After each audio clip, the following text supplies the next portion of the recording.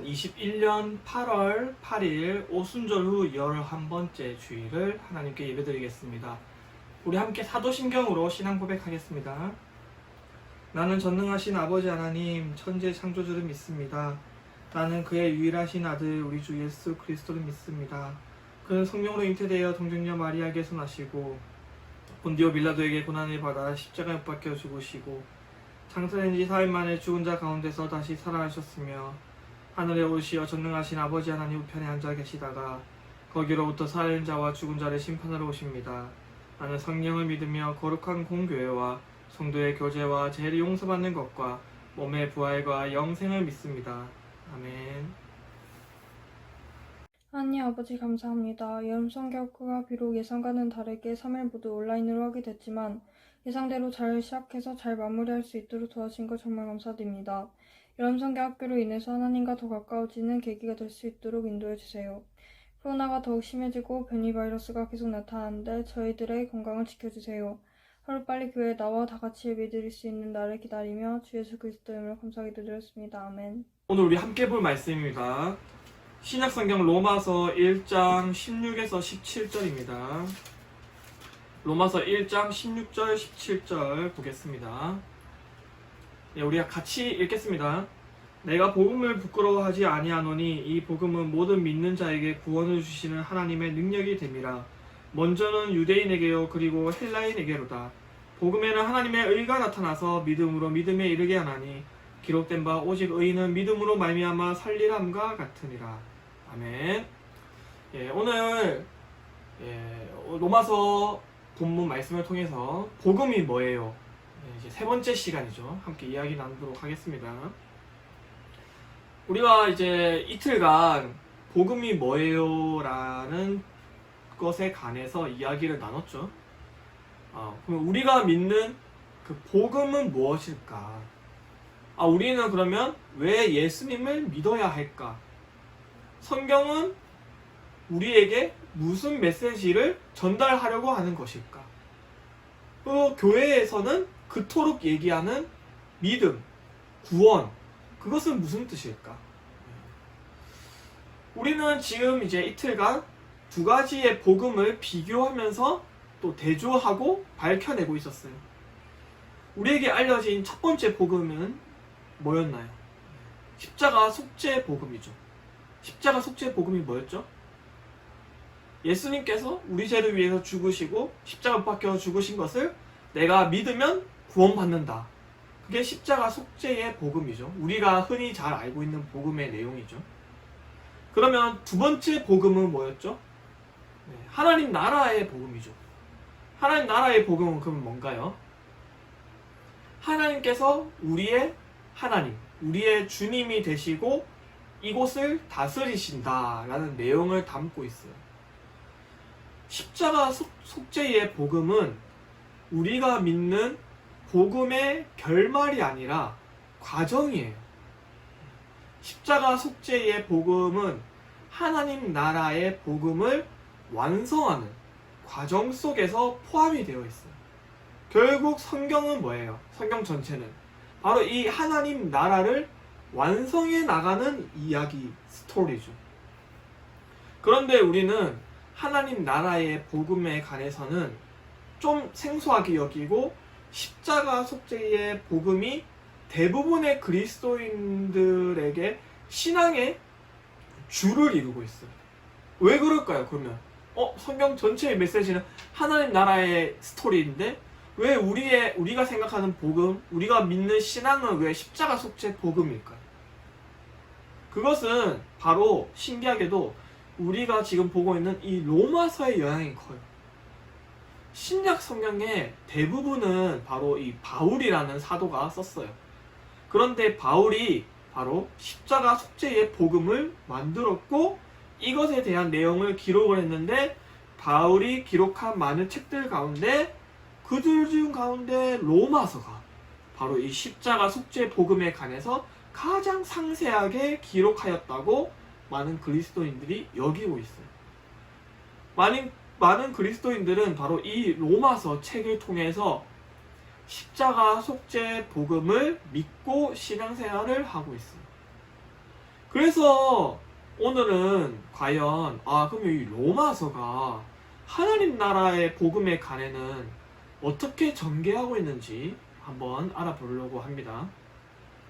오랫동안 수많은 그리스도인들은 로마서의 중심 주제는 이신칭의라고 알고 있어요. 여기서 이신칭의가 뭘까요? 여러분들이 아는 겁니다. 이신칭의는 믿으면 의롭게 된다는 거예요. 이 말도 조금 어렵게 느껴지세요? 그러면은 예수님을 믿으면 죄가 용서받고 천국에 간다. 이게 이신칭의예요. 만약 로마서의 중심 주제가 이 이신칭의라면 이것에 대해서 이야기하는 이유는 뭘까요?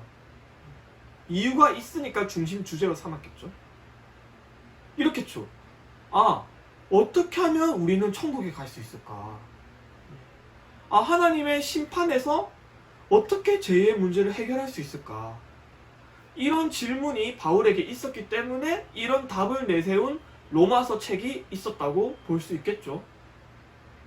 그런데 놀라운 사실은 뭐냐면은 로마서가 어떻게 하면 천국에 갈 수 있을까라는 질문과 또는 이것에 관련된 문제는 찾아보기가 어려워요.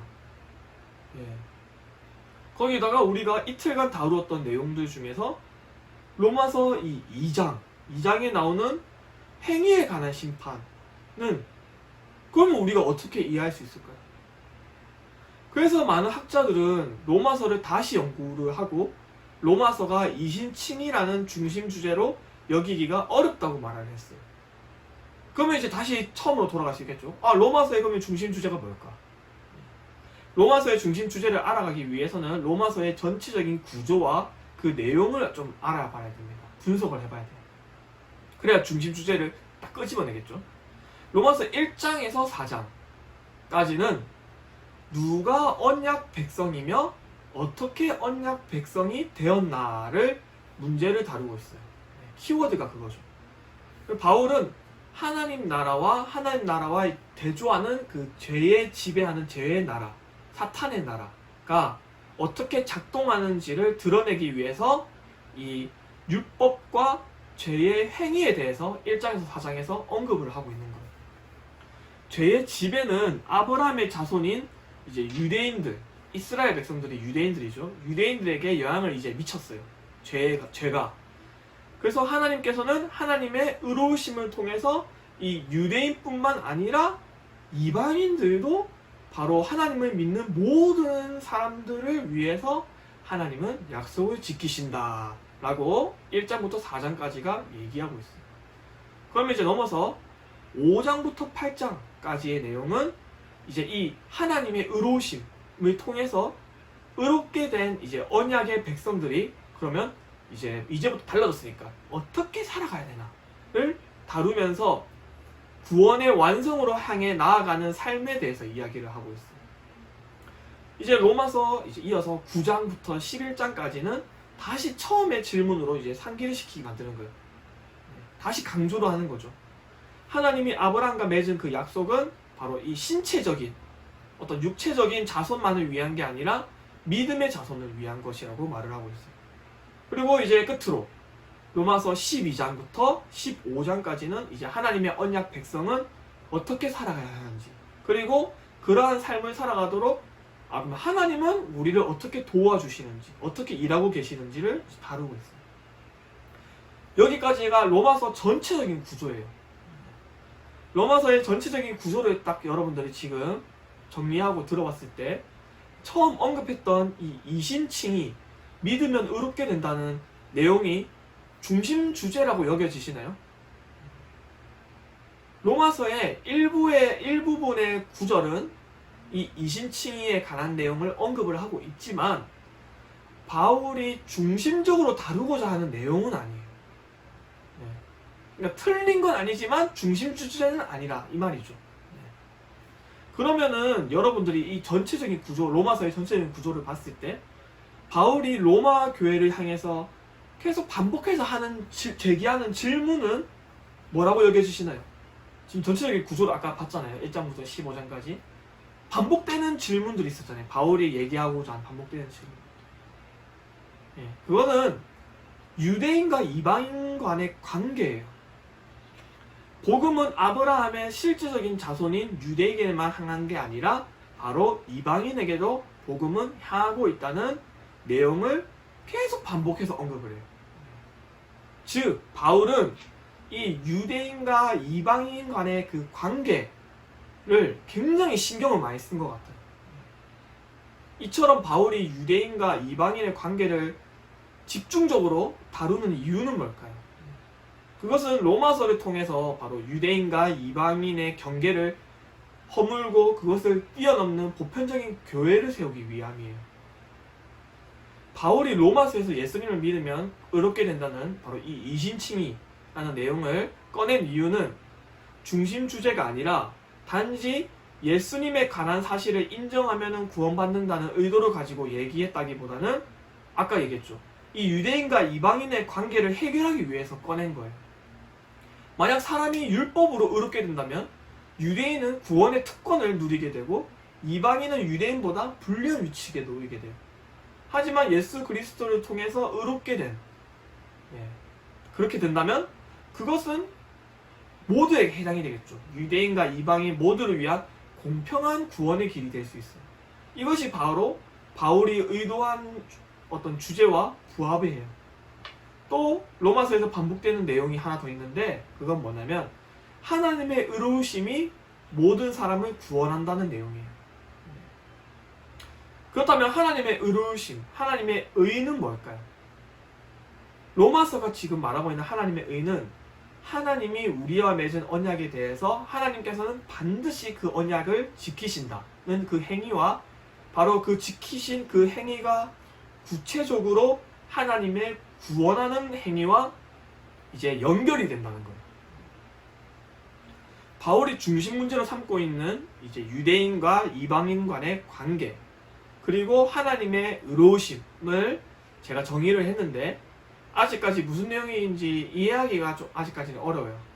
그래서 이제부터 좀 더 자세하게 한번 풀어가 보려고 합니다. 우리가 어제 함께 이야기했던 내용 가운데 성경을 읽을 때 우리가 무슨 틀을 가지고 읽어야 된다고 했죠? 해석을 해야 한다 했죠? 언약이에요, 언약.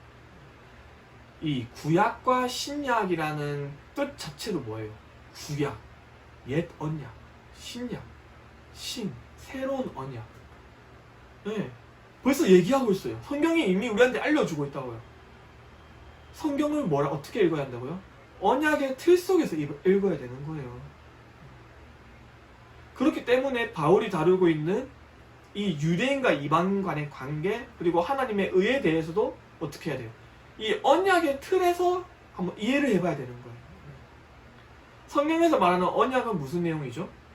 하나님이 이스라엘의 하나님이 되시고 이스라엘은 하나님의 백성이 된다는 내용이죠. 그러기 위해서는 뭐가 있냐면 서로 간의 의무와 권리가 필요해요. 뭐냐면 하나님은 주님다우셔야 돼요. 그리고 이스라엘은 백성다워야 돼요. 성경에서 하나님이 이스라엘의 주님 역할을 잘한다면은 그것에 대해서 하나님은 신실하시다 라고 표현을 하고 라고 이스라엘 백성이 하나님의 백성의 역할을 잘한다면은 그것에 대해서는 성경에서 이스라엘은 신실하다 라고 표현을 해요. 하나님이 아브라함과 맺은 그 언약이 그의 자손들을 하나님의 백성으로 삼기로 약속을 했어요. 그래서 언약에 따라서 혈통에 따른 이제 이 아브라함의 자손들은 아브라함과 한 약속에 의해서 태어날 때부터 구원받은 하나님의 백성이 돼요. 하지만 바울은 이 아브라함의 혈통이 유대인을 하나님의 백성으로 만들지 못한다고 지적을 하는 거예요. 이 아브라함의 자손이라 함은 육신적인 혈통이 아니라 바울은 믿음의 자손을 가리키고 있고 이것은 바로 예수님을 믿는 사람이 하나님의 백성이 된다고 바울은 연결하고 있어요. 언약은 하나님이 주님다우셔야 되고 이스라엘은 하나님의 백성이 되는 관계를 형성을 해요. 이러한 관계를 줄여서 뭐랄까요? 하나님의 주님 되심이라고 말할 수도 있고 이 말은 우리가 지금 계속 얘기했던 곧 하나님의 나라라고 할 수가 있어요. 하나님의 나라는 곧 하나님의 주대심. 그것은 언약이라고 할 수 있겠죠. 결국 하나님 나라는 로마서가 말하고자 하는 복음이죠. 하나님의 의라는 것은 하나님이 주님다우시라는 거예요.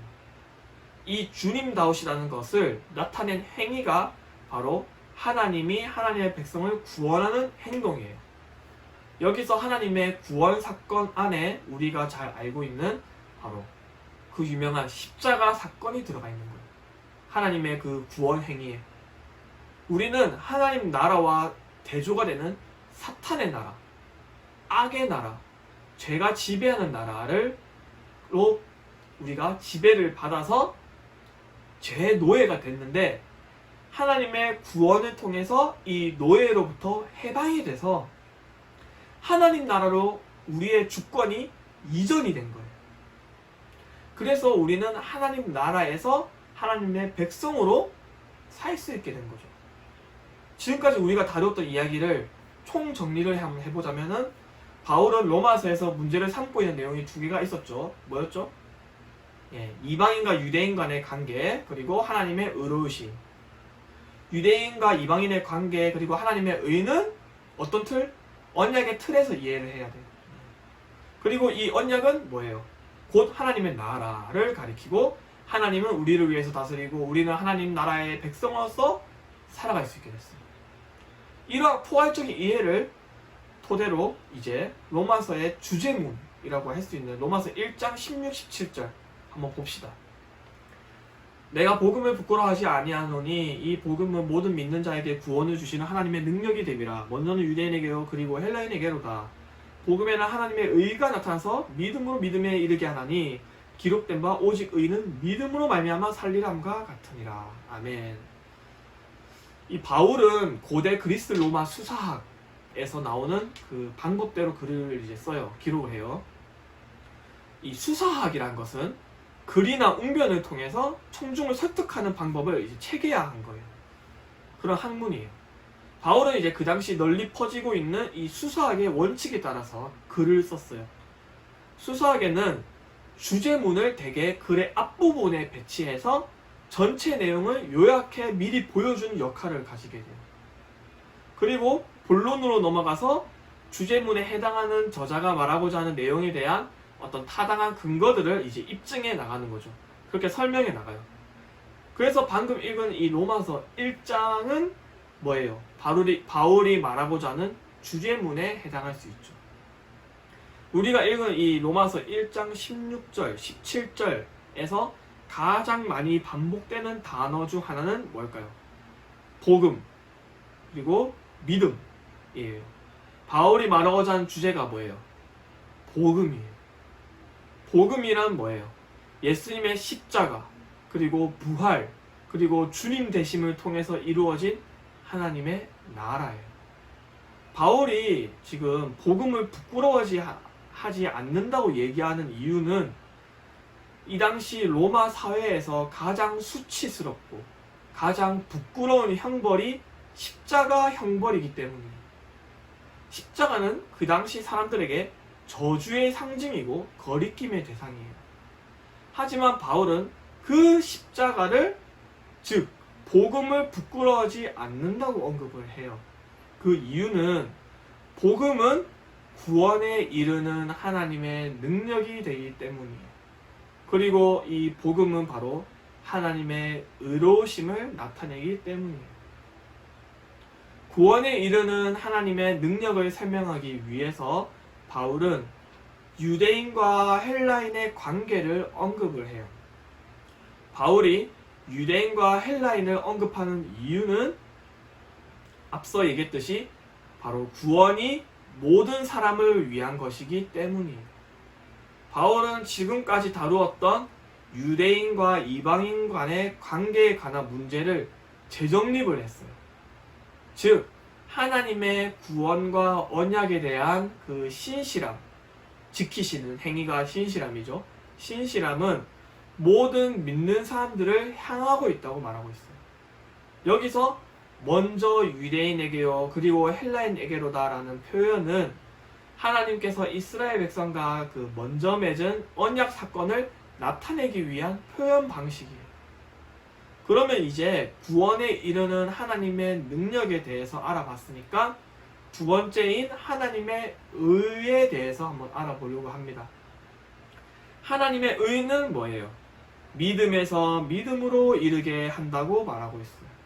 그리고 뒤에 믿음으로 산다, 살리라 라고 말하고 있어요. 여기서 산다, 믿음으로 산다, 이 산다라고 말할 때 두 가지의 문제에 대한 답이 될 수가 있는 거죠. 산다. 첫 번째 문제, 천국에 가느냐, 지옥에 가느냐의 문제로 볼 수 있죠. 그리고 두 번째, 우리가 이 땅에서 어떻게 살아가느냐의 문제죠. 둘 중에 어느 것에 대한 답으로 여겨주시나요? 믿음으로 산다고 할 때. 우리는 일반적으로 사실 저 문구를 읽었을 때 어떻게 여겨요? 믿음으로 산다는 말은 천국에 간다라는 것으로 이해를 하잖아요. 저도 그랬고 다 그래요. 하지만 우리가 지금까지 로마서 전체적인 구조와 내용을 봤을 때 바울이 어때요? 천국과 지옥에 대해서는 크게 어떤 중심 주제로 여기고 있지 않아요. 오히려 바울은 어떻게 하나님의 백성이 될 것이냐, 또 하나님의 백성이 어떻게 이 땅을 살아가야 하느냐를 더 많은 관심을 가지고 있어요. 그렇기 때문에 이 문구는 뭐예요? 의인은 믿음으로 하나님의 백성이 되고 믿음으로 이 땅에서 하나님의 백성으로 살아간다라고 해석을 할 수 있는 거예요. 이러한 관점을 토대로 이제 17절에 해당하는 믿음에서 믿음으로 이르는 것과 의인은 믿음으로 산다는 내용은 어떻게 정리해 볼 수 있을까요? 그것은 하나님께서 우리의 하나님이 되시는 것을 지키시는 그 신실함과 하나님의 신실한 행위를 통해서 우리는 구원, 생명을 얻고 우리 또한 하나님의 백성으로서 살아가면서 응답하는 우리의 신실함, 우리의 믿음이에요. 그래서 믿음에서 믿음으로 이르게 된다는 것은 하나님의 신실함에서 우리의 신실함으로 이렇게 연결이 되죠. 복음은 하나님의 신실함에 대해서 우리가 신실함으로 응답을 할 때 예수님의 사건에 담긴 하나님의 뜻이 이루어지는 내용을 담고 있어요. 하지만 여기에는 우리의 인간적인 노력만으로 이루어지는 것을 동의하고 있지 않아요. 하나님의 믿음에 대해서 우리의 믿음으로 응답할 때 하나님이 우리의 주님이 되셔서 우리 안에 주님 되심을 이루시는 거예요. 왜냐하면 복음은 우리 안에서 하나님의 되심을 이루는 예수님의 능력이 우리에게 주어지기 때문입니다. 우리가 읽은 로마서 주제문 1장 16절 17절을 통해서 복음은 모든 사람을 구원하는 하나님의 능력이고 복음은 하나님의 의라고 것을 우리가 알 수가 있어요. 복음은 이렇다는 거죠. 이제 우리가 3일 동안 다루었던 내용의 총 결론이에요. 우리는 복음이 뭐예요? 라는 질문에 복음은 하나님의 나라입니다 라고 대답을 할 수가 있게 됐어요. 그러면 하나님의 나라는 뭐예요? 하나님의 나라는 하나님이 우리의 하나님이 되시고 우리는 하나님의 백성이 되는 거예요.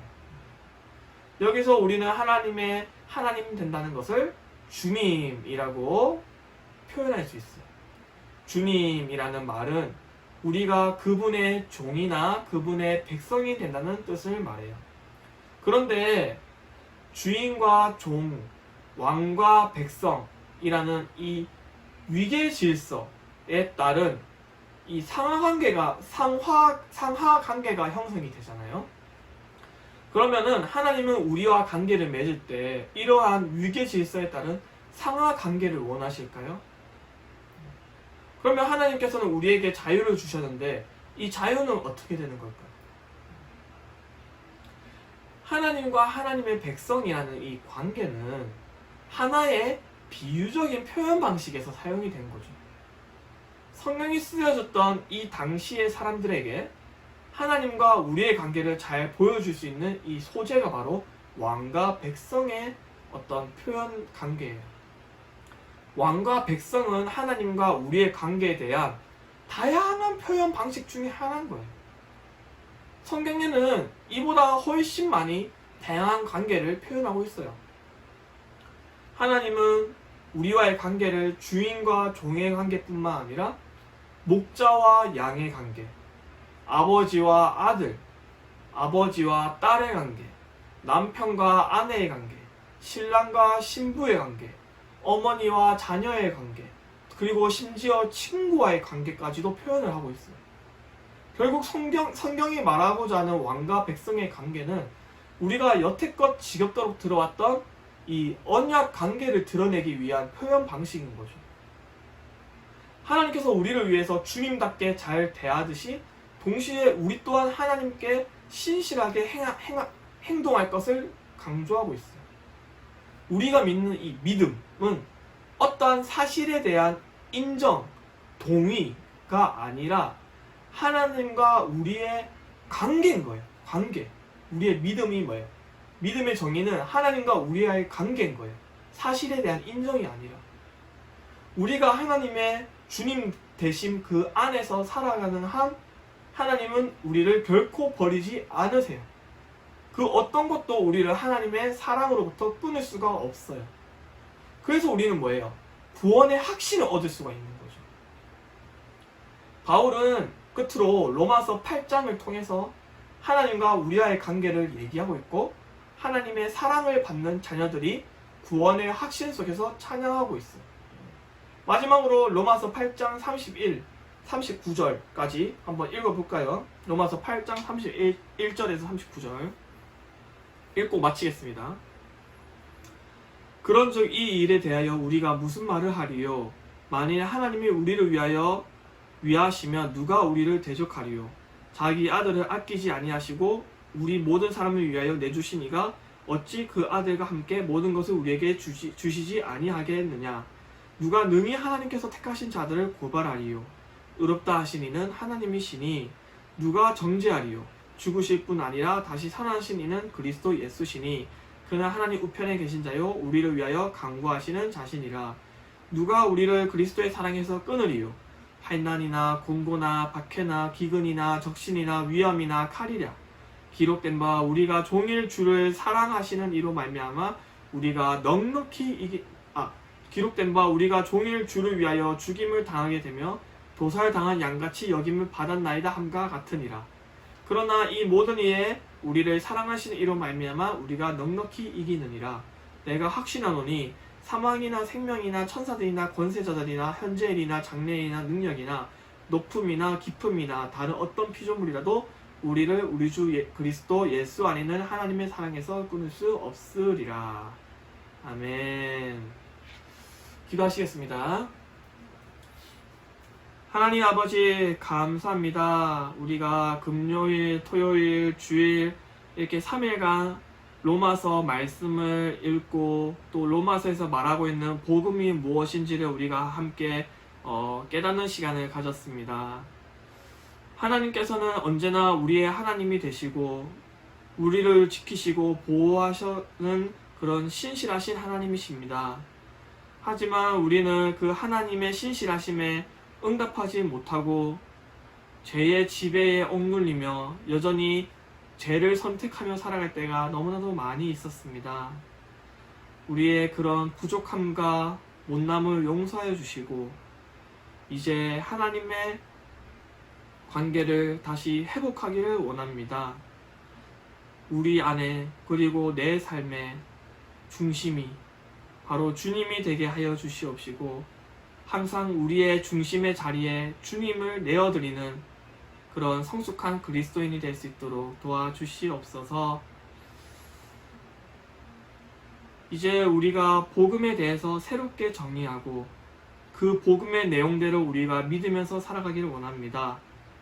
개인적이고 내면의 신앙이 아니라 사회적이고 육체적이고 마음적이고 영적이고 그리고 현재와 미래와 공간과 시간을 초월하는 모든 영역에서 바로 우리의 신앙생활을 하며 하나님의 나라를 만들어가고 기다리는 하나님의 백성이 될 수 있도록 우리를 끝까지 성령님께서 붙들어 주시옵소서. 이 모든 말씀 예수님의 이름으로 기도드립니다. 아멘. 주기도문으로 예배를 마치도록 하겠습니다. 하늘에 계신 우리 아버지, 아버지의 이름을 거룩하게 하시며 아버지의 나라가 오게 하시며 아버지의 뜻이 하늘에서와 같이 땅에서도 이루어지게 하소서. 오늘 우리에게 일용할 양식을 주시고 우리가 우리에게 잘못한 사람을 용서하여 준 것 같이 우리 죄를 용서해 주시고 우리를 시험에 빠지지 않게 하시고 악에서 구하소서. 나라와 권능과 영광이 영원히 아버지의 것입니다. 아멘.